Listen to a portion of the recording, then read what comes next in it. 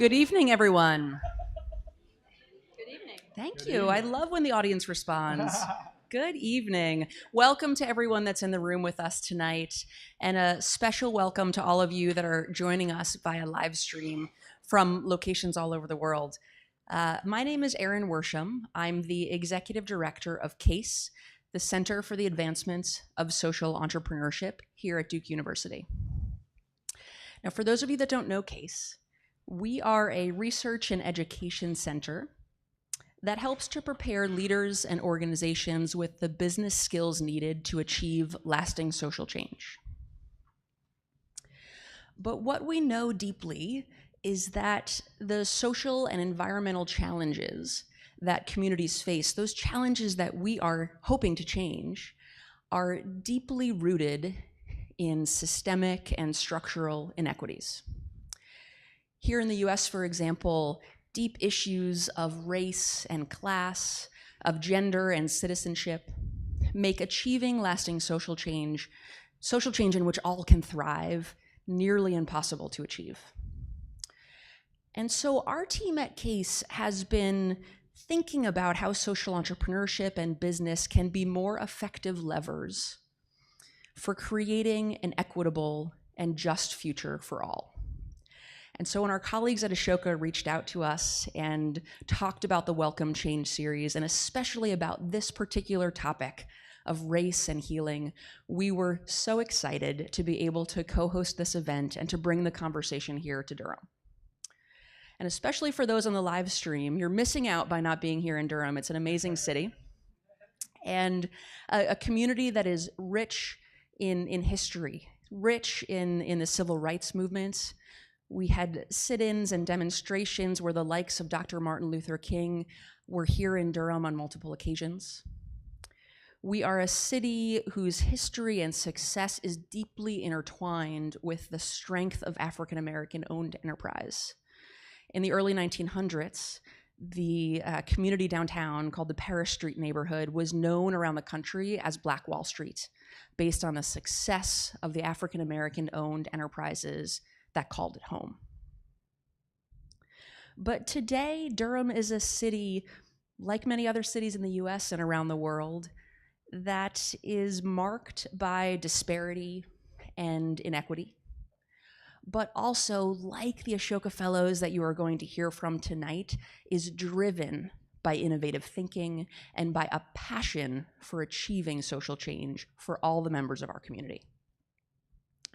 And so it's for all these reasons that our team at CASE is so excited to host this event tonight alongside Ashoka, and for all of you to be here with us physically and with us on live stream to participate in the conversation, a really important one, and to be able to hear the stories and be inspired by the stories of the Ashoka Fellows and the incredible work that they're doing. So I thank you for being here, and it's my pleasure to be able to turn over the mic to my colleague and friend from Ashoka, Constanza Frischen.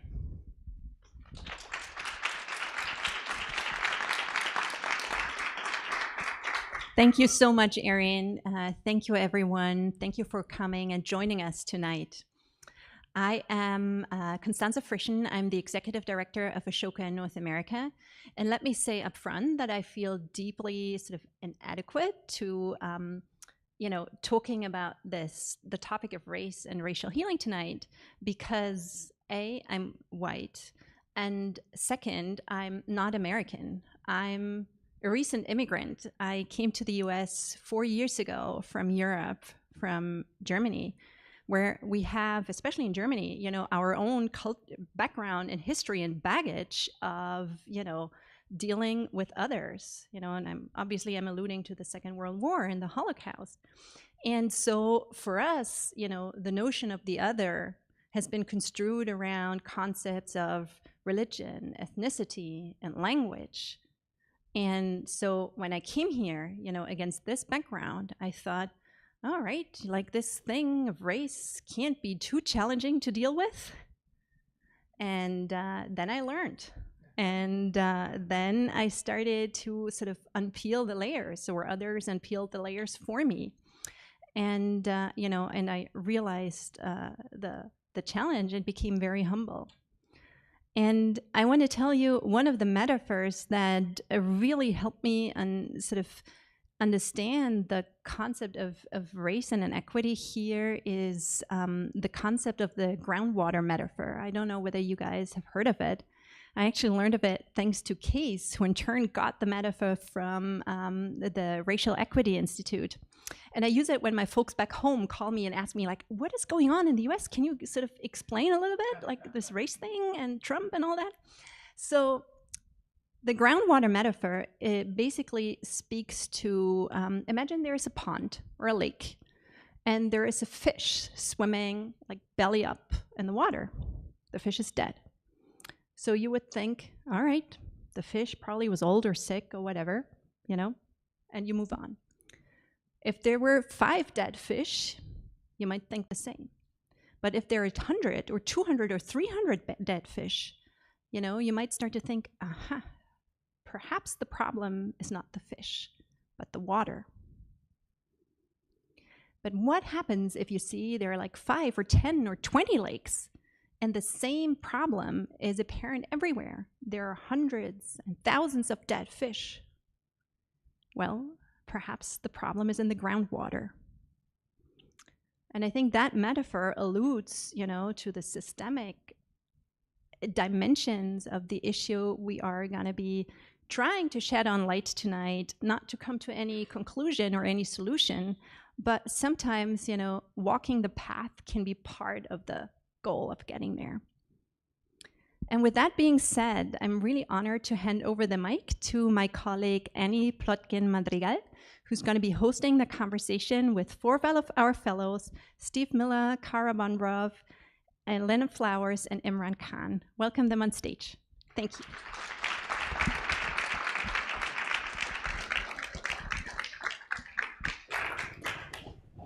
Thank you so much, and thank you to everyone who's here tonight and joining us via live stream. We've heard great welcome words from Aaron and Constanza, and so in the spirit of Ashoka, won't say more, but instead turn it over, start listening to folks who have brilliant solutions to some of our most intractable problems, and I'm excited to welcome you all to do the same. So I will start by just introducing our fellows here in order as you see them. We've got Kara Bobroff, who's the founder and executive director of the Native American Community Academy and the NACA-inspired Schools Network, and recently named the Deputy Secretary of Identity, Equity, and Transformation for the state of New Mexico. Give it up. Thank you. In her work with the NACA-inspired School Network, the work reclaims and reimagines education as a means to connect youth with their identity and community rather than diminish these things, and to support young people's holistic well-being. Students learn Indigenous languages, are taught by Indigenous teachers, and incorporate holistic wellness into their lives, where historically the education system has been a tool to forcibly repress Native American identity as part of an even wider system of genocide. And Kara is building a system and a standard that reconnects communities and youth to understand their history and strengths. Welcome, Kara. Thank you. Hair off the mic. Well received. Thanks, Simon. We have Reverend Steve Miller, who's the founder and project director of the HBCU Truth and Reconciliation Project, which engages people of color, students, academics to equip religious and community leaders with the content, confidence to engage their wider congregations in racial justice work. The central pillar of this work is modeled on truth and reconciliation projects to bring personal narratives of hurt caused by racism out of private and into the public level and at the individual level through having stories heard, all while validating experiences and building a robust and growing archive of stories to inform academic research. Welcome, Steve.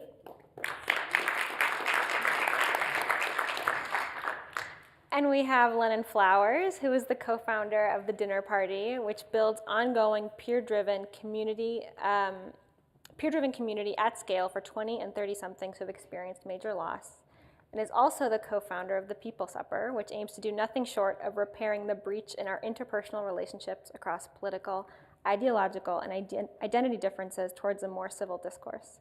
This was sparked by the 2016 election and the deep distrust among citizens. Along with 2 co-founders, Lennon launched a campaign to have 100 dinners in 100 days, bringing people together to connect as humans. Almost 3 years later, they've had more than 1,300 suppers, with 89% of respondents reporting that as a result of attending, they felt a rise in empathy towards people different than them.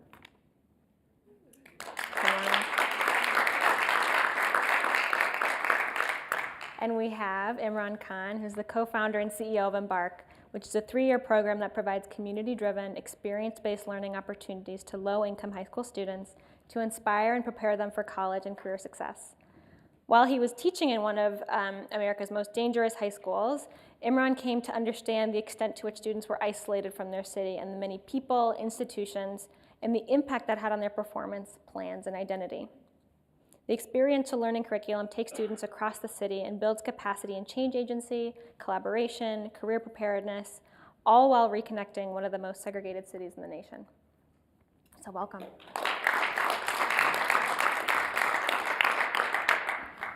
So we've brought you all here together, Ashoka Fellows, innovators, systems builders, community members, and social entrepreneurs. And we actually had these folks in a house all afternoon, cloistered, to talk about what was really going on. And I think to kick us off, I'd love to ask the group, which is actually a question that emerged back at the house nearby, which is, what does social entrepreneurship have to do with race and healing?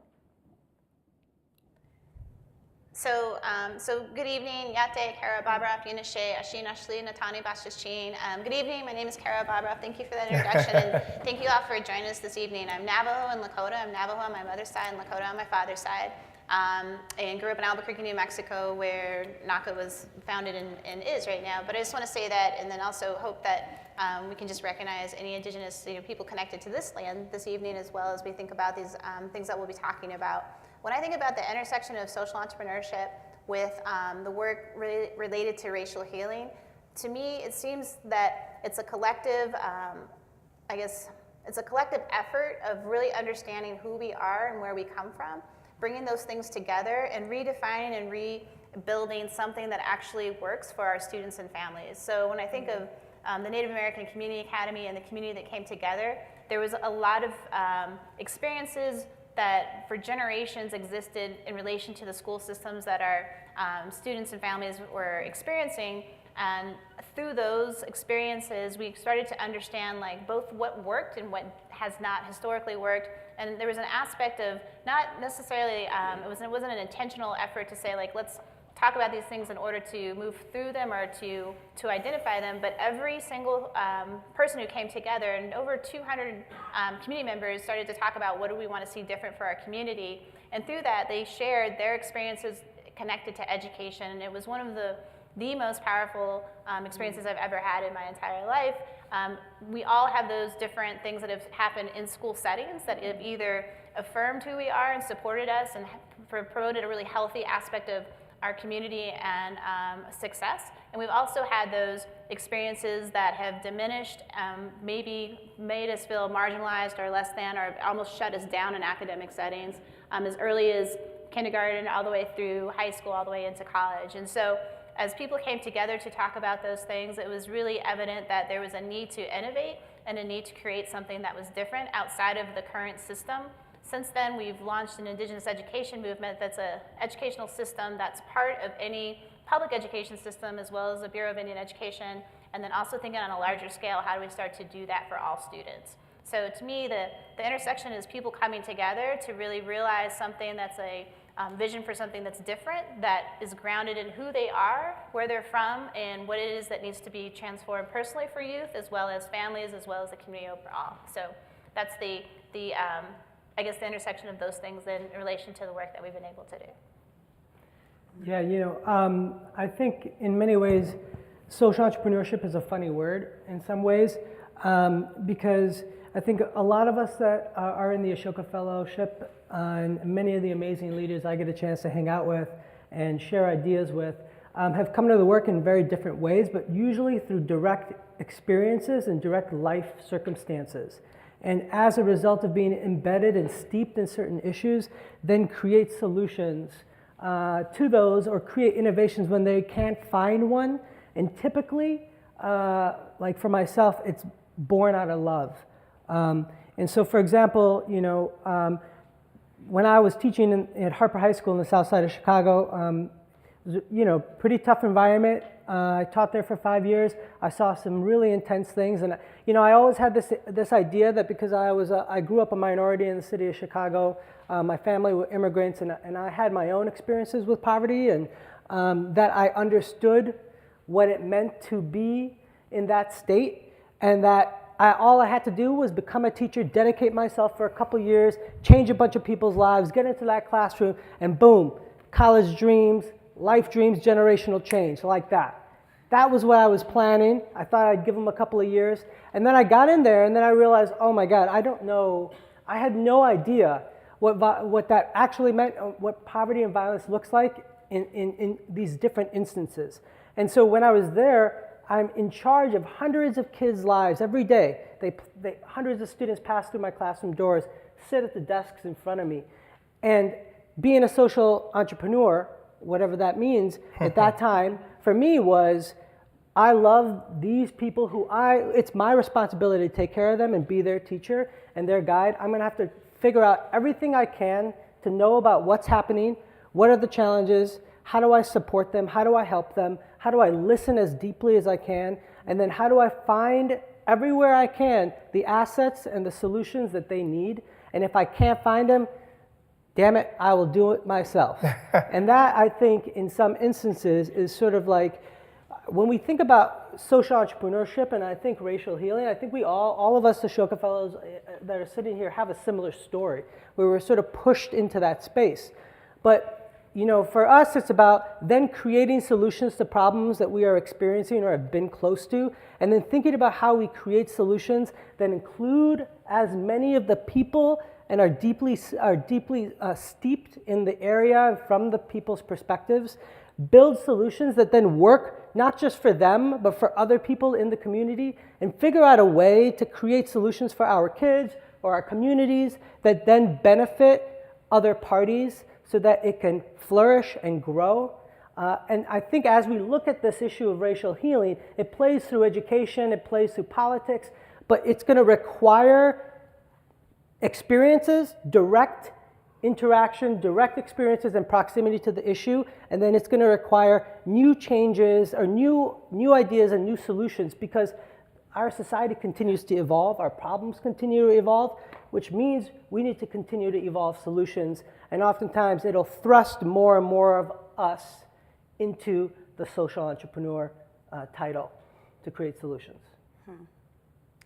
Yeah, I think that's totally right, and I guess I would add to that I think the through thread, social entrepreneurship, right, is field agnostic, right? It is a certain set of questions and that you ask of the work, and why is this problem here, and a dissatisfaction with one classroom, right? And that is not to at all undercut the incredible importance of every person in every one of those classrooms, right? And we need our individual lives and our individual stories and our individual relationships matter. But I think the through thread across, the folks here and the space of Ashoka Fellows are folks who are so wedded to why is this problem perpetuating to begin with, right? And uncovering every single why, and a deep dissatisfaction, one conversation is not going to be enough. And I think as that relates to racial healing, I can speak to the white folks in the room, right? The work of undoing racism, right? The work of anti-racism isn't, I am not a racist, right? I'm going to be satisfied with my absence of bigotry. It is, what are you actually doing to intervene in the systems that were designed for the purposes of oppressing one invented racial group, right, and elevating another, right? What are you doing daily to fight the structures that perpetuate structural inequity? And I think that that's the kind of through thread, and how also recognizing that the ways in which ideas spread and norms spread is not just one organization coming in and working with every single school in America, because you can't. But actually, how do you elevate a field? How do you create a set of principles and practices that others are able to emulate? How do you create a set of standards that then doesn't become reduced into something that's, programmatic rote memorization, right? But that is actually about shifting the groundwater. And I think there's this secondary piece that, for a lot of very successful social enterprises in the world, right, who have wedded themselves not necessarily to a problem or to, a person who's lived that problem and is wholly fixated on doing something about it, but are obsessed with scale, right, are obsessed with like the growth of that organization, right? Oftentimes what we forget in those moments is what are all of the implications of your work and whose work is it, right? And I think the ways in which racial inequity can be perpetuated by people coming in and believing that they have a solution, right? Without actual, the recognition of the critical role of community ownership in that, right? And whose work is this? I think it's critically important that social entrepreneurs possess a level of humility in everything they do not know, and a willingness to examine all of the unforeseen implications of the actions that they take. Yeah. I think social entrepreneurs are people who are grossly and deeply dissatisfied with the status quo. They don't listen to other people's solutions to the problems. They're experiential based, they're in the communities, they see system-wide problems, and they would like to propose system-wide change. And in doing that, they're very aggressive, they're very purposeful, they're very meaningful, they're very hopeful, and very strategic in the ways by which they go about solving these problems. So systems is what we look at, nationwide change is what we look at, and we want to bring that change. We're upset about the status quo. Oftentimes I don't want to say we're angry, but that anger drives us to work. In any society where there's been unique change, there's always been some type of leader or driver in bringing that change. It's like Elon Musk, Henry Ford, and you can Bill Gates, Stephen Jobs. All of those guys are entrepreneurs that bring system-wide change to a country or to an organization. And social entrepreneurs are people who see those gross problems, those grave problems, and bring the leadership to a country, in ways that the people can get behind. And I want to say they're visionaries, and they sometimes see things that other people don't see. In that regard, they're very innovative, they're very creative, and they bring that creativity to bear in ways that a nation or a group of people can really get behind. So I think that is really what the pure essence of what being a social entrepreneur is. I'm struck that each of you in your work at some level boils down to something that seems not brand new, right? There's how do you get in touch with your history and your identity? How do you create community when you need to lean on people? How do you listen? How do you see the world around you? I wonder if you could share a bit of the journey of innovating and relying on wisdom, perhaps. I'll jump in. I think what's so interesting about the work that we've been doing in Chicago here. So as I was teaching, we're in one of the most dangerous schools in America. We had 29 kids shot, 8 killed in a single school year, in a school of 500 students. So we had so many people who were experiencing either they had some gun violence, knew someone who experienced gun violence, lost someone, knows someone in jail, that whole sort of thing happening. And then, here we are in that school, we're thinking a lot about college ACTs, we're thinking about college persistence, we're thinking about test scores, we're thinking about all these things in the school where we're pouring in assets and resources there.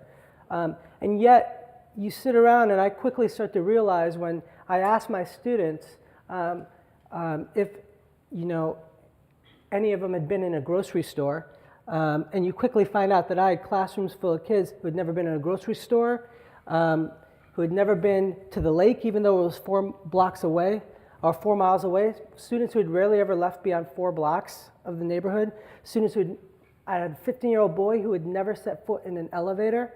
And so these were just physical manifestations that gave you a quick indicator of, okay, if these physical spaces you hardly had any exposure to, any interaction with, what else? What other ideas in your mind that have you rarely ever experienced or thought were possible for you, or thought were places where you belonged, or thought were places where people wanted you to be in? You look at that and you think, okay, why are outcomes not happening? And you start digging in and you're like, wait, all of humans, all of us, we are built based on the experiences that we have, the places we've been, the things we've seen, the people we've been around. And if our experiences are isolated in 4 blocks or 5 blocks, and we rarely ever go beyond those blocks, not because we can't get on the train, but because internally we've internalized ideas of barriers, of boundaries, of where we belong and where we don't belong. And when you start asking the students why are these things happening, when they start telling you that they have to travel 4 blocks to go to school 3 blocks away, you start realizing it's a lack of experiences, it's a lack of exposure. And that lack of exposure dims your ideas of what is possible, of what you can be, of what you can do, and then the actions that you have to take to get there. The why or the hope that education is supposed to promise you. And if you've rarely had any experience, then you could really step into that. That idea of experiences making us who we are, raise your hand if you know that to be pretty true, that we are made based on the experiences that we have, that you are who you are based on that. It's universal. Yet, it's not in our education system. Yet, we don't recognize that when it's implemented as a learning tool, just like books or papers or pens, that experiences can be as powerful, if not more. That's where the innovation, I think, takes place, where you start going, okay, this tool, this piece, if leveraged in the right way, if we make them rigorous, if we make them intentional, if we make them places where students learn about belonging, about their own power, about their own relevance, about hope, about what's possible, then you use that tool, that human truth, through the system, and you can create massive scales of change. And we've done that now in the city of Chicago, where we've gone to serving 19 schools and 3,000 kids. In the last 3,000 kids in the next couple of years here, and in the last 8 years that we've been doing this work, we have done close to 40,000 learning experiences for young people across the city of Chicago and brought nearly 100,000 people across race and socioeconomic status together, all based on the idea of experiences, something universal. Imran, are the students the only ones who are impacted when you go on these field trips? Well, How about the people that you encounter and come into contact with?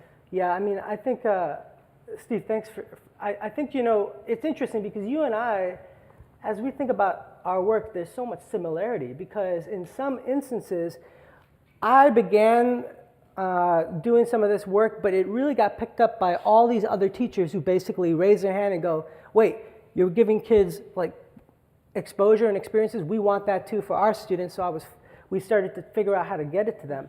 And then as we started to scale that work and have all these kids traveling across the city, interacting with people, quickly, people started to raise their hand who got to spend an hour and a half with our students, maybe doing team building activities or doing stuff, and they would raise their hand and it would be like, yes, and they would say, honestly, I have to tell you the truth, I think I got more out of this experience than I think the kids did. And I don't know how much it might have impacted you, but it dramatically impacted me, and I know that I'm gonna take this with me.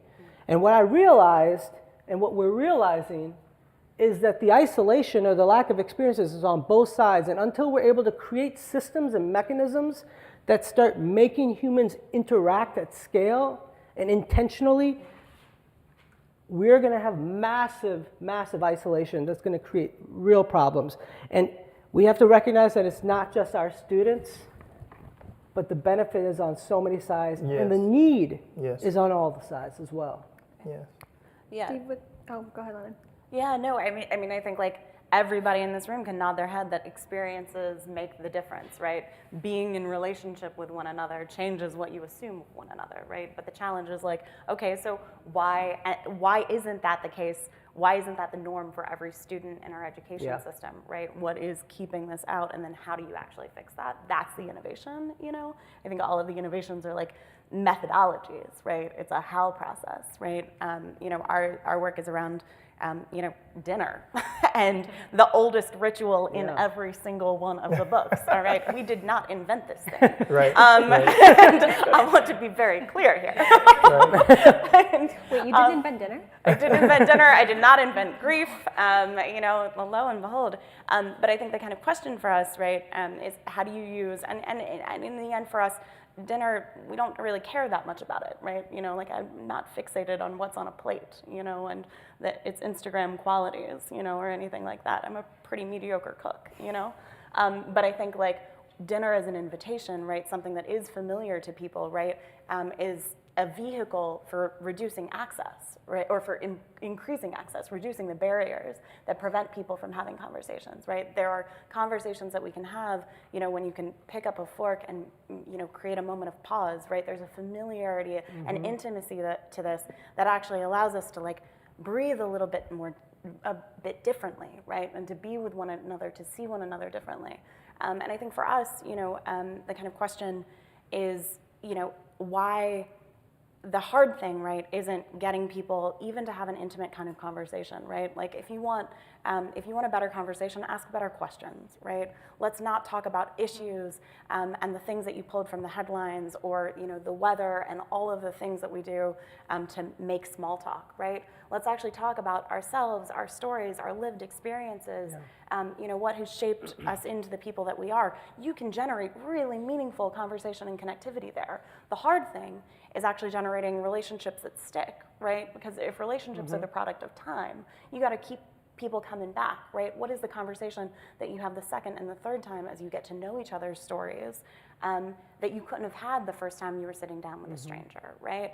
And then, so what, right? And particularly as it relates to racial healing, we're not going to solve racial healing around a dinner table, right?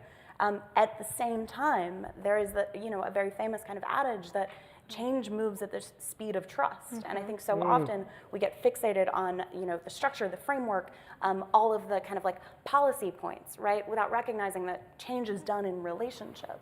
And so then how do you actually forge that trust and those relationships that then has the conversation of like, what does our work together look like? Yeah. That's what you have to innovate around. It's not the conversations around a dinner table. That's easy. And I think that involves, just a different kind of self-permission to talk about the things that are hardest to talk about and most critically important. Yeah, one of the things that I've been seeing in my work is just really how deep the lack of relationship is between people of color and people without color. Our patterns of living in the United States, we have been just so segregated for so long. Those living patterns have really become endemic to us, so much so until that just broaching a conversation with a person that doesn't look like us is almost impossible because we don't have the skill level, or we think we don't have the skill level in order to bring up those types of conversations and get into those types of relationships. And it's very basic type of work. But what I've learned is everybody is scared. Everybody has fear about being in a relationship with someone else because they're scared they're going to say the wrong thing. And if I say the wrong thing, how's that person going to come after me? So the policies that we make, the systems that we make, in my opinion, are all based on the fact that we don't do some of the most simple things. I mean, just people here, I just want you to ask yourself now. You don't have to, raise your hands or anything, but how many people who you don't look like are you in a vulnerable relationship with? I mean, that means who have you spent time with? Who have you had dinner with? Who have you shared something vulnerable with that doesn't look like you? And without you even having the answer, I already know the answer to the question, So many of these things, if we were in relationship with someone who didn't look like us, we would know and understand their problems. You would grow to love them. And when something happened to them, you would be there advocating for them. But since we don't do those things, how do we find out about each other? How do we really know about each other? And the fact is, we don't really know about each other. And what we do know about one another, we find out on TV. And we know TV is sensationalized and they're built to make money. So they're going to expose the things that are bad to drive ratings. So I'm going to ask you guys tonight, just as you go out, if you really are serious about racial healing in this country, the first starting point, in my opinion, is being intentional and getting to know a person of color. And when you see your friends doing the same thing, don't be tribal and then call them back out. Why are you doing this? I mean, I talk to preachers, I talk to students all across the country, and they all say the same thing, man, I'm scared. I do not know what to say. And that's based on our segregated ways of living that have been passed down to us since Jim Crow and since slavery. And so the hard work of this is not really, in my opinion, having these difficult conversations on the intellectual underpinnings of what race is. It's as simple as getting a chance to know somebody, and not in a token way, but in a way where you have some type of significant buy-in, significant numbers with a person of color. Sometimes it's very, very difficult to be in relationships or in situations where you're the only one. But I'd like to ask you, get in a situation where you're the only one and see what that feels like. And then based on that, you can start to mine the compassion that we need. So healing involves compassion from everybody. Everybody is hurt by racism. People without color are hurt by racism. People of color are hurt by racism. It is driving this country insane because we're hurting and we don't know what to do about it. And I think the solution to this really is love, and that love has to be based in compassion, which is rooted in relationships. Friendships, just ordinary things. And then once you establish those friendships, you know, my third grade teacher used to tell me, no one cares how much you know until they know how much you care. Once we figure out that we care about each other, then we can start having those difficult conversations. And Steve, even when you say, like in relationship, I hear you say like, you start with the I, and this is something that's come out is like, before there is even someone else, there is starting with the self. So I've heard each of you talk about this in different ways. Kara, I know you do incredible work with young people starting with the self. Yeah. I think of our students, like, so at NAGA we serve about 450 families. Of those families, there's 62 different tribes represented. 22 are geographically located in New Mexico because of relocation and some of the different policies that have like brought people together. There's a numerous amount of different indigenous tribes that even from there, there's 18 different ethnicities represented within our school. So lots of times when people think of Native American students, they think think of that as being like one dimension. Our students are able to share that they're Navajo, Lakota, Mexican, and African American. And so like within that, even having that understanding of themselves is really like the foundational aspect of being able to see the world in a very different way. And one of our parents said something, he's like, I thought you guys were super ambitious, like saying you're gonna like serve all these different tribes. Like we know we have different ways that we related to each other in the past. Students that are also, you know, maybe represent a lot of different backgrounds, you know, economically as well, like bringing them all together, how are you gonna do it justice, right? And that was an awesome reflection back to us. And after the first year, one thing that parent shared in a focus group after was that my son came home and said, you know, like I grew up in the city, somebody else grew up on the reservation. We started to have these different conversations and we were able to share one another's culture with each other. And that was one of the most, like I think bright spots that we had was that students were starting to share with one another who they were and where they were coming from. And there wasn't any kind of self-doubt if you were native enough, right? Or not. Like we wanted to not have this idea of blood quantum that had been like forced upon our students and communities be like the driving force of like whether you appear to be, you know, Native American, or if you don't appear to be Native American, but you are and you're able to hold certain privilege in certain kind of places. Like, so our students are talking about these things and experiencing them and sharing them with one another. You know, now that we look at this like 10 years later, our first set of alumni have come back to teach at our school. They're also back within their communities. And after their first year and a half, and they went to a variety of different schools from the University of New Mexico to tribal colleges to schools like Yale, all over the place, right? When they came back, they said the one thing that they noticed, like in the first year, a lot of students of color who also went to these schools were having an identity crisis. And they're like, Ms. Bobroff, these guys are having an identity crisis. They're going through, they're not really sure like how to experience like college. But we've gone through that before when we were like in 6th and 7th grade because we talked about it, right? And so having that space that's like supportive and they're able to really have those conversations really like solidified how they understood themselves in order to understand the world. And that's like something that, as you know, from like, you know, early childhood all the way to being an elder is something that you never fully complete. And there's things that along that path, whether it's in your professional life or personal life, that you're gonna grab onto something. And then the foundational piece of that is in indigenous communities, like the way I introduced myself is that's if there was somebody who was from Navajo, they would understand that if I'm the Saw clan, we might have a relationship, right? If I say I'm from a certain neighborhood within our city, people are like, okay, I can relate to that, right? So there's immediately this kind of recognition of one another, and through that recognition, it's a foundational piece for how we relate to one another, which is basically everything within our communities. So whether that's a relative or somebody who's an extended relative, is that there's a certain aspect of like responsibility that comes with that. So it's something that's a strength within our school and within our community. So. Go ahead.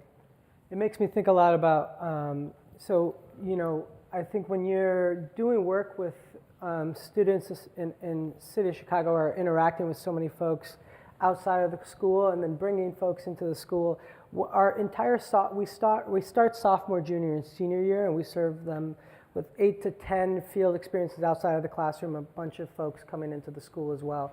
But the first entire year is about discovering yourself and understanding yourself and building that entire basis. Because you're exactly right, like the sense of self you have to start exploring that and really understanding that and then you also build that in relation to the other and to each other, and it's sort of built in this sort of connection with the world around you as well, and it's sort of like this feedback loop. So as you're discovering yourself, your classmates, your identity, your history, and then you're interacting outside of the community or in different parts of the city, in businesses, in restaurants, in cultural institutions, in universities, that sense of self, holding on to it, knowing it as you're interacting across race and socioeconomic status becomes really critical. Because, I mean, I think we've all been talking about this too, about the role of, as we cross racial lines and racial boundaries to communicate with one another, no matter who you are, what race or what ethnicity, you have to begin with your internal. You have to begin with yourself, understanding your own history, understanding your place in this whole system, what's been happening, and then you'll be prepared to go ahead and continue to build community outside of your own circle as well. Yeah, I mean, I think, Kara, you put that so perfectly, that to understand the world, you have to understand yourself, first. And I think, the key thing, and Steve, to me, like the point of build authentic relationships without tokenization, right? Let's honestly examine what a relationship is, right?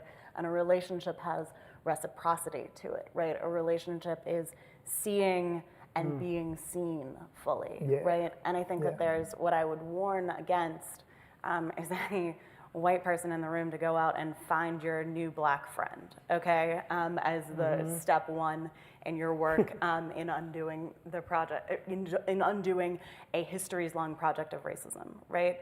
I think, one of the questions that we ask around tables specific to racial healing is, what was the first moment in which you realized you were part of a racial group or a racial identity? And I've sat down in a lot of these conversations, and every person of color that I've ever shared a table with has an answer, and a pretty quick one, right? And oftentimes that answer began on a playground, and their first moment of discrimination or a slur. And actually what's interesting is that for a lot of the white folks around those tables, myself included at times, you really struggle in finding that answer. And the struggle to find that answer is an answer, right? Because I think for a lot of white folks, whiteness is a non-entity, right? Whiteness is your norm, right? You are aware of what you're not. You have not investigated your own whiteness, right? And what are all of the passive privileges that has afforded you? How does that build into your own narrative? And I think our, racism is perpetuated by every story of self that is, I built myself up by my bootstraps, right? And so actually like examining our own stories and where we come from, and the passive ways in which racial identity has shaped those stories against the aggressive ways in which racism has shaped the stories of folks of color is where you have to begin that work in order to kind of process what is your role in undoing all of this nonsense. And then find somebody, what is your shared project together, right? What are the things that we are passionate about? Do not go after diversity because you want the optics in your organization or your friend circle to look different, right? Diversify your friend circle because you both care about justice, right? And pursue the project of justice together. I think finding, and that is, again, so much back to the work that you all do of create experiences, right? I think bridge building in the abstract actually can do real harm sometimes. I think when you do this work of identity, that you have to do a deep dive within yourself. Not only at the individual level or the group level, but we also have to look at ourselves and our identity as a nation. We got to take a look at the good things, we got to take a look at the bad things. And when you take a look at the bad things, you have to be able to own it. When you own it, don't sit in it, learn from it, and move on. One of the questions that I've also asked myself, which I think this country is going to have to go through in order for us to achieve racial healing, is, you know, what was going on with America at its beginning in order for it to have slavery and Jim Crow and it be so violent? What was going on with our nation's founders and the people who settled this country in order to be so violent and ugly to people of color? So many times you've heard the saying, you know, hurting people hurt people. So what is going on with loved ones without color in order for them to behave in such ways? So we have to look at ourselves and ask ourselves, what was going on with us? What is going on with us now in order for us to be these types of ways in society? And you have to do the heavy lifting to find out what is happening, deal with that, sit with it, but then find ways to move on. And the ways that you move on is by being compassionate with yourself, by being compassionate with others, engaging in conversations, listening to the narrative of others. Because sometimes we're only informed, since we don't have very many friendships outside of our own race, we're informed by what we think. So people who don't have color are informing people of color of what they're going through, and that's based on only of what their internal diagnostic is telling them, and it's not rooted in relationship with that person. So in order for us to move forward, we have to do that deep dive identity work, even if it's bad, and just ask yourself, what is going on with me that's making me as an individual, as a collective, behave that way? And then when you look at it, you'll find, I believe that it's rooted in spirituality, and it's also rooted in just not knowing. So we have to know. We have to do those deep dives. It may hurt, but we have to get there. But I think the other side of sitting with that is opportunity, an opportunity that this country will have that it's never had, but we've never reckoned with race in a way to where we ask ourselves, what are we doing? Why did we do that? And why are we continuing? That's hard work, but it's hard work that needs to be done if this country is going to move forward. It's going to hurt, it's not going to feel good, but you use the compassion for yourself to get out of it, use the compassion with other people, and you go forward in a positive way. You can't sit there, you have to sit with it for a while, and then you have to move on. And I think, Kara, you go. In this thread of like what comes next, what does healing look like? I ask you. For me, healing looks like, go ahead. Are you asking her? I'm sorry, go ahead. Go ahead, go ahead.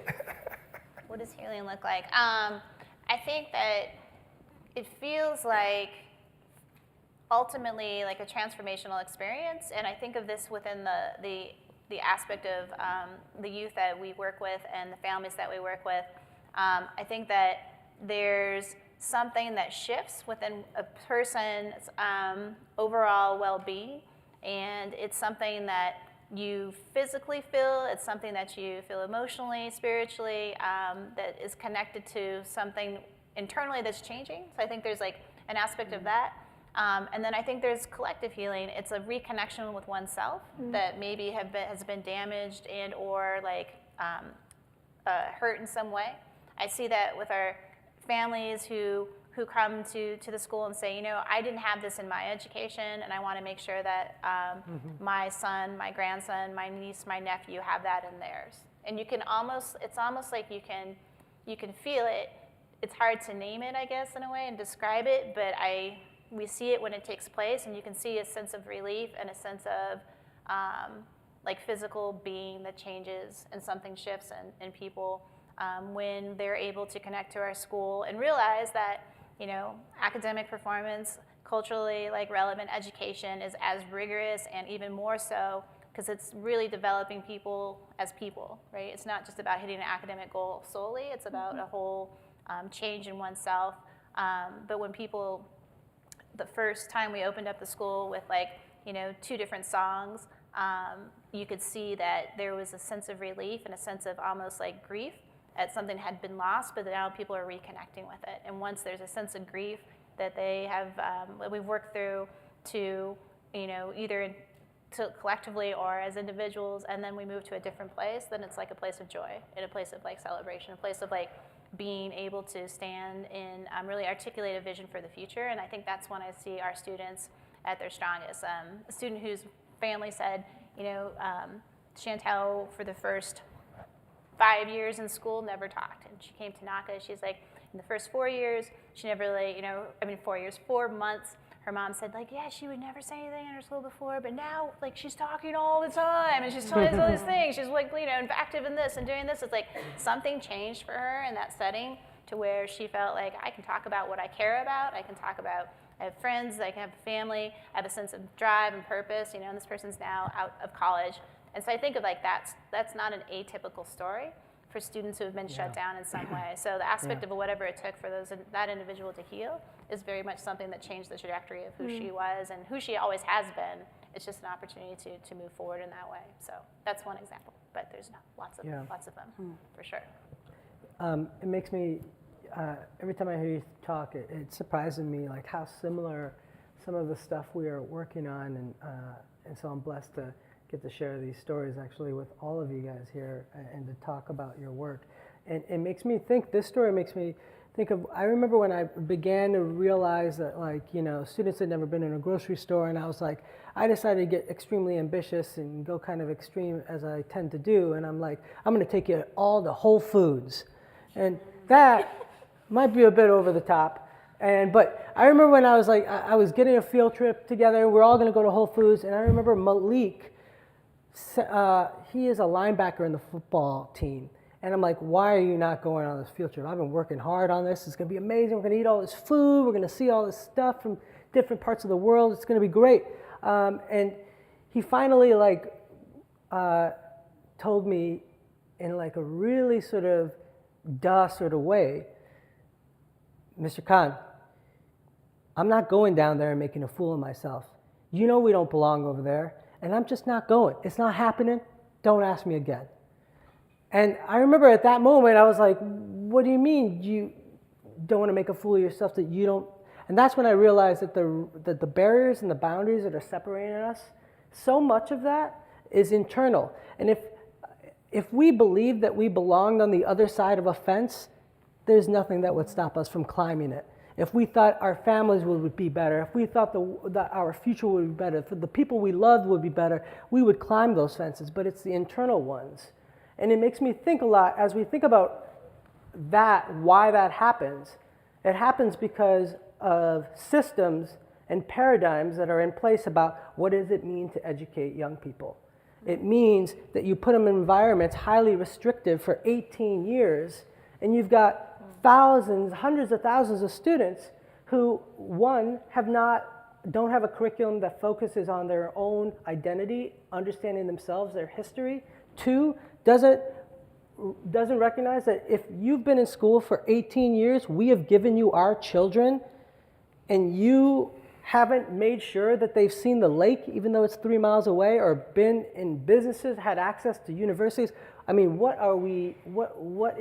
this system is failing us in dramatic ways. And in fact, might actually be a perpetuator of our segregation, our isolation, and everything that's happening with the racial divide right now. Imran, they're not only just internal barriers, there are actually external barriers. When those kids would go, if they were to go in that grocery store without you, they would be met with a whole lot of resistance. So that's a fact of life. So it's just not internal, it's also external. You're absolutely right. And the preparation and the work, like what you're doing, means that you need to go on the other side and prepare folks to how to receive, how to have these conversations. We do the same thing, and I think you've been doing a lot of that work as well. And I think that's exactly right. So you've got systems, the education system, you got paradigms. So as we think about solutions, I think we're going to need to think about our innovations and our charter schools or our models of success, and think about how they translate into systems change, whether it's in our schools, whether it's in our policies, whether it's our paradigms about the church, whether it's about how we talk about grief, or how we share meals or have interactions. I think all of that needs to start being examined, and we need to start asking ourselves, what are those systems and those roles, and what are the actions we're going to take to create new ones. That's exactly what you guys are spending so much time doing. Yeah, Go ahead. Go ahead. One of the things I would like to see, I think healing would look like for me, is that people are actually rooted in conversation. But those conversations are driven by the fact that our living patterns have changed. So healing would look like neighborhoods that are integrated, that are not. I mean, this is real basic stuff. We thought in 1964, 1965 that we were going to achieve that, but we didn't. So we haven't moved very far. I mean, I would think our churches would be integrated as well. Our schools would be integrated. Our friendship networks will be integrated. Our corporations and who works in the corporations will be integrated. If you really think about it, since 1965 until now, what has really changed? The laws governing those things have changed. So it's not illegal for people to congregate together. So really, when you think about it, the only thing that was removed and the only thing that was really changed was the law. I say the law. I have a saying that I define a law. I say a law is a measure put in place to change behavior until hearts come around. Mm-hmm. And since 64 and 65, our hearts still have not come around. And the pure essence of ourselves came out in ways that were not legally bound. But instead, which I think is even worse, we were freely able to choose where we would live, who we would associate with, who we went to church with, who we were educated with, who we will work with. Even today, but now it's a choice, whereas before it was codified. Now our hearts tell us to stay away from each other on a daily basis. And that staying away is rooted in the fact that we simply don't know how to talk to one another. It's very simple. That's what healing looks like for me. Steve, you know what that makes me? It makes me think about over the last 10 years, we've seen so much change in LGBTQ rights, for example. And I was thinking about this and having a conversation with some friends, and it's interesting because one of the reasons why has that happened, there are several reasons, but one of them is that everybody knows someone who, or everyone is close to someone. And you have some interrelation to that idea or that concept, some familiarity.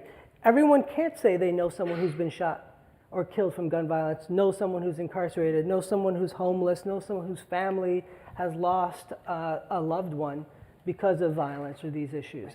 And I think I would never, and I think we would never want to wish it upon society that you would have to suffer through these.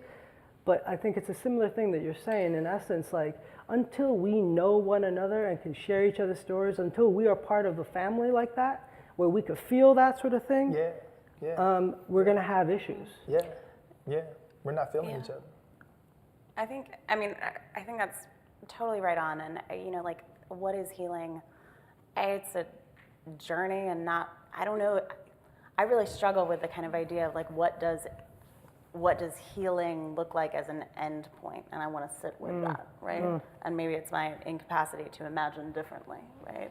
I think that some of our desire to get to a place where it's healed, right, is born of our discomfort with sitting with discomfort, right, and sitting with pain, and recognizing that, like, we are all the product of every experience that we've carried that has shaped us into who we are, and that you don't let go of those experiences, right?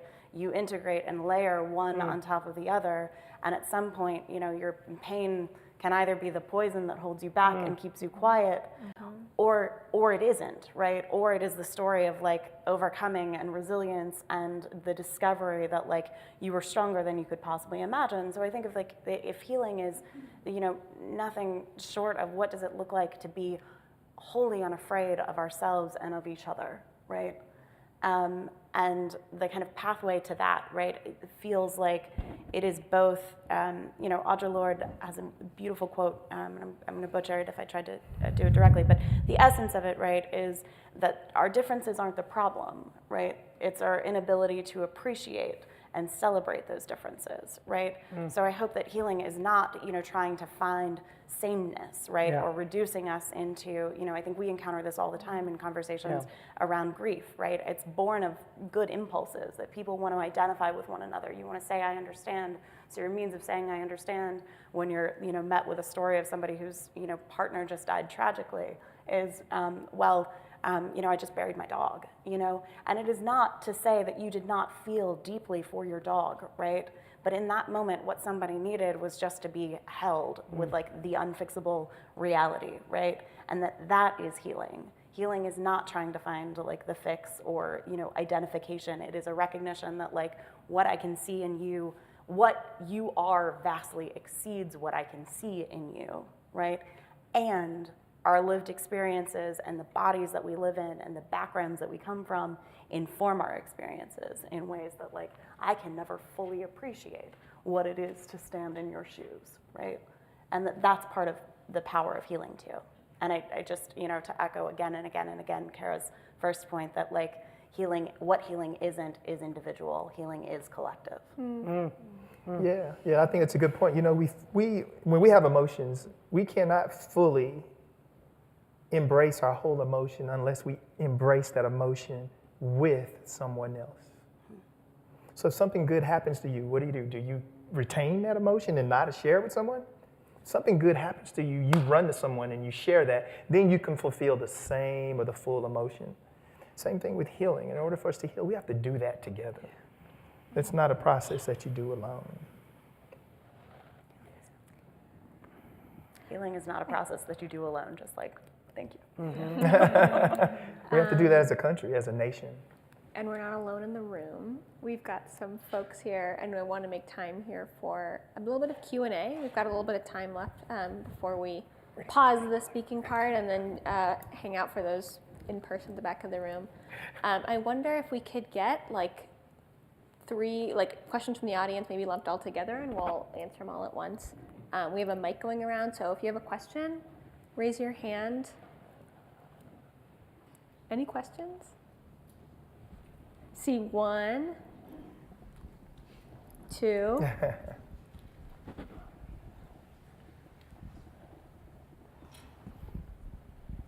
Testing. Do you want to? Yeah. Sure. And thanks for coming out and having the event.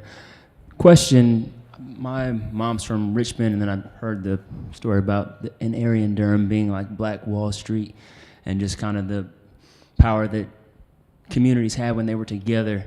And just wanted a question about integration. Yes, very good eventually, but in terms of, was there something lost when communities were broken up in terms of that economic power, that sense of self-identity, that sense of connectivity that may have been lost by the splitting up and the integration without that sense of identity to go into a relationship with another culture? Thank you. That's a great question. great we take a second question as well? Yeah.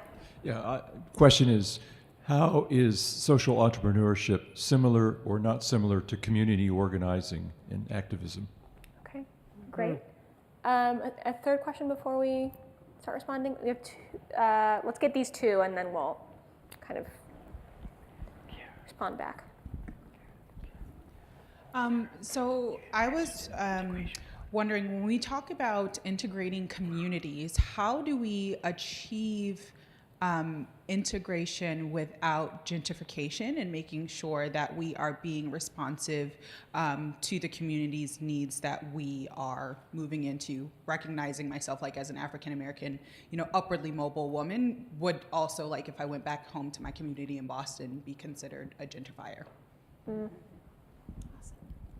And I'm going to read this because I'll butcher it otherwise. We talked a lot about the divide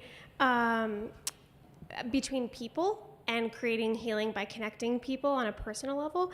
And so I'm concerned that there seems to be a perpetuated, fear, understanding that resources, success, happiness, all these things are finite, and maybe especially in this country. And so I was wondering if you have any thoughts on fostering a mindset of abundance to kind good. of create an environment where That's this good. connection and healing can happen. That's good. These are great That's questions. real good. Oh Great my questions. God. Okay. Shoot. Well, the good news is, guys, we will be hanging out for a bit. We have the room until 8:30. So I heard 2 questions about integration. One about like what is lost potentially when you break up a community from having its intrinsic assets. Another about gentrification. I heard a little bit of clarification on like the intersection or differences between social entrepreneurship and community organizing, and fostering an abundance mindset, which I love. That's good. So I'm actually going to kick it to the fellows and see where we start. Maybe, yeah. Go ahead. Yeah, I'll start with your question, and then anybody else who wants to add in. But I think like one of the policies in the 50s and 60s was to relocate Native American people from their home, like land, right, to cities, with the idea that within 3 months they would become sustainable by giving them support for 3 months to access education and or a job. And so what that did is it left people living in high levels of poverty without a connection to family, with a disconnection to their land base. And if you think about land base, there's aspects of sacred land that exist everywhere for all different types of indigenous peoples throughout the world. So with that fragmentation, what we found is now that most Native American and or indigenous people live in urban settings without some sort of infrastructure that truly supports them holistically in all aspects of who they are, let alone to be able to really have them be able to have a direction forward that would be a place, a sense of living that is truly experienced by all people in this country. So in that case, it left people without connection to their family, without connection to their language, without connection to their culture, removed from anybody who could support them, with a lack of resources to be able to actually thrive. So that's generationally is now like what we see. Like think of my parents and what they experienced when they were relocated to Denver was a loss of their children because they could not take care of myself nor my older sisters as well, which then separated me and my older sister from one another as well, which then impacted kind of our ability to think about how our nieces and nephews would be raised in a way that we really want them to be. So that's one example. But I would say there's definitely an aspect of collective living that was seamless at one point. I would say where people could work together for a common goal, and that's starting to become more re-inspired through both like community development corporations with tribes, as well as educational entities, and trying to have the notion of self-determination and sovereignty not only be, dictated to us, but inherent in who we are, and bringing those things together as strengths and being able to like rebuild pretty much every aspect of what you would see in a community. Because of our work in the schools, I've often gotten this question about, is integration part of the goal? And I think for us, segregation doesn't necessarily, if you have powerful Black schools or powerful Latino schools or powerful Indian schools in which everybody has resources, access to equity, access to great curriculum, upward mobility, we wouldn't really be having a problem necessarily with that same conversation, and we wouldn't be thinking about integration. It's just unfortunate in many cities, and especially in urban areas, especially in Chicago, since we've been called maybe the most segregated city in America, especially for Black students. And we wouldn't be having that conversation if the color of your skin was so interrelated to the lack of upward mobility or access to resources. And I think that when you have equitable access in education, it doesn't necessarily have to mean integration. But we do need access to resources, upward mobility, great education, great schools, and to ensure that all of our students have clear, good teachers and teachers that are talking to them about identity, belonging, and mindsets. I'll simply add, I think we need to be, I think that the answer is both, right, matter. And I think for white people are remarkably uncomfortable being with other white people when they're forced to be, despite the fact that they occupy white space day in and day out, right? And when we, as part of like racial healing suppers, right, we do some bridging spaces and some that are affinity based, right? And so, you know, dinners that are strictly for folks of color, you know, or African Americans, tables for new Americans, right? Latinx tables, right? The people that have the hardest time with that are the white people, right? And I think recognizing that, like, first and foremost in processing whiteness, you need to do that with other white people and not like press that emotional labor on, you know, on folks of color and folks who've borne the stings of marginalization. And I think, like, let us recognize that there is power and healing in being with people. Again, if healing is collective, there's power in being with people who have lived a shared experience, right? And that's okay. And we, you know, yes, we need spaces and relationships and experience, you know, with people that you might not otherwise find yourself in a relationship with. But I think about, like, within the dinner party, we do conversations around grief and build specific tables that meet over time. And we have both. You know, I think that there's such power in starting a conversation with people across racial lines, religious lines, you know, folks from different geographic backgrounds and class backgrounds around shared experiences of grief. And you realize, like, oh, lo and behold, I can build a really meaningful connection and relationship with somebody that I might not have ever encountered otherwise, and certainly wouldn't have ever chosen to start a conversation with. And that's important, but equally important is having spaces, you know, we've got POC-only tables and, you know, tables for trans folks by their request, because this is where I can feel safe in naming all of the parts of myself, you know, and the many compounding forces of loss, right, that I have experienced. And I think it's critically important that we recognize that both matter. In answering your question, I would say you can have the good and bad both dwell in the same entity. If you really look at the success of those organizations or those communities back in the day, that success was really rooted in the fact that they were oppressed to the point to where they needed each other to survive. And out of that survival mode, there was thriving within the survival mode, right?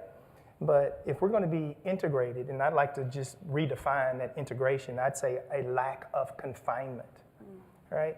If you look at children between the ages of 1 and 4 or 5, before they're taught by either their parents or society to be segregated, we're going to live integrated, you know, or without confinement, which ultimately is a good thing. I mean, I'm a preacher, I'm a reverend, and I'm going to come from a spiritual perspective on many levels. I mean, if we're all put here by God and God loves us all, we see each other as just God created people. But the art or the action of us being different, we have to all come to the realization that the act of us being different and confining each other, or the lack of confinement, or integration, or division, or whatever, is all a constructed entity that was made in this country. So if we're going to get away from the construction, we got to get away from the construction, right? We have to start seeing people and having value in people. And so I'd like to address your question at the back, the young lady in the back, when it comes to gentrification. I think, you know, we talked about friendships and rooting the salvation of this phenomenon in friendships. I think when other people see value in other people, no matter what neighborhood you move to, if you looked at its value, it's not going to be some type of economic factor that's applied to where you live. So if we begin to see each other the same in ways that we give each other value, then it doesn't matter where you live at, you know? So, but we're not at that place yet, but we need to strive there.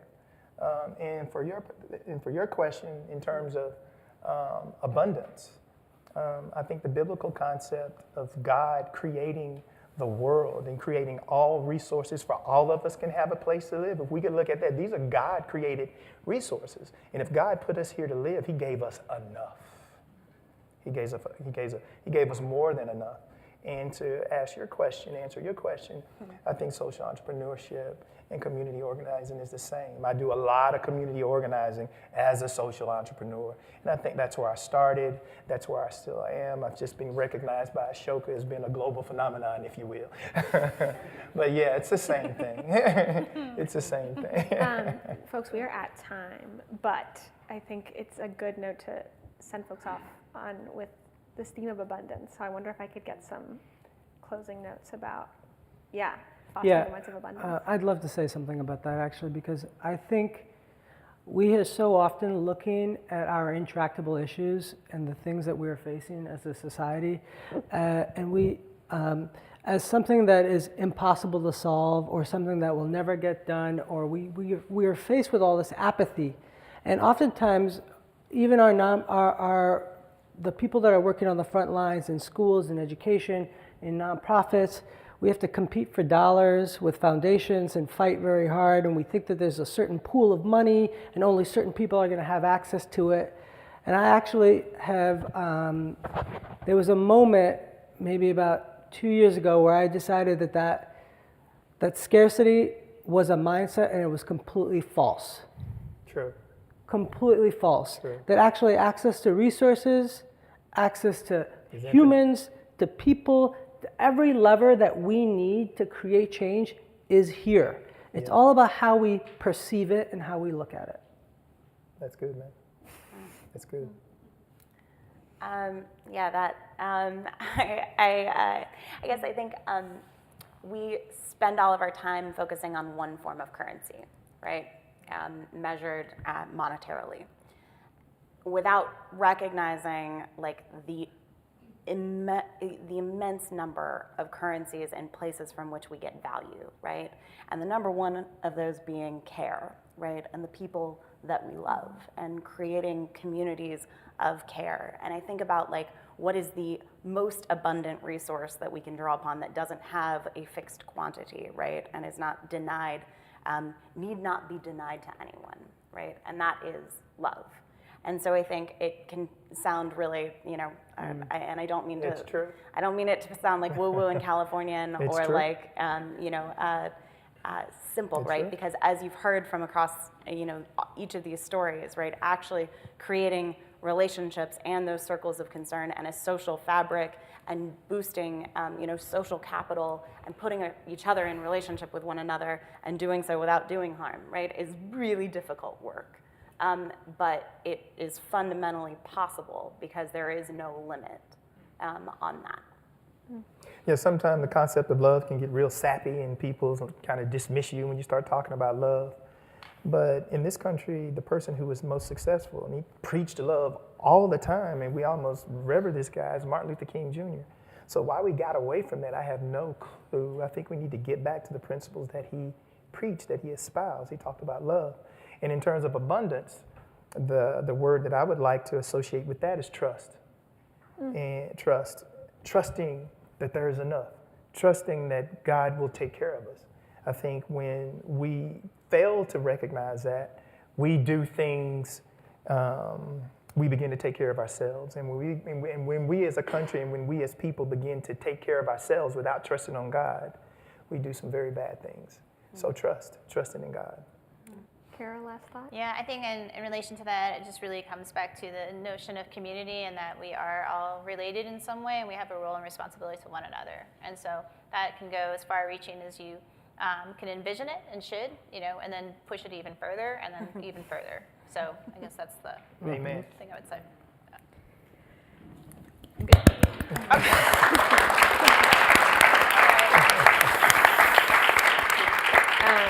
I want to thank you all for joining us and being so generous with your wisdom and your thoughts and your stories and everything you've shared.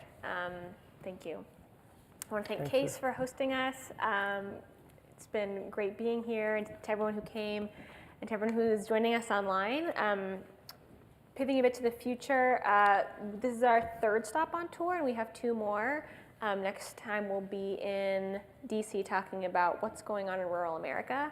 And you can join on live stream. You can continue the conversation on Twitter at Ashoka US. We'll be listening. And for folks in the room, the party continues. We're just going to wrap up sitting up here in front of you, and we'll be hanging out in the back. So we're looking forward to connecting with you then. All right. Thanks, everyone. Thank you. Thank you for being here, everybody. Thank you.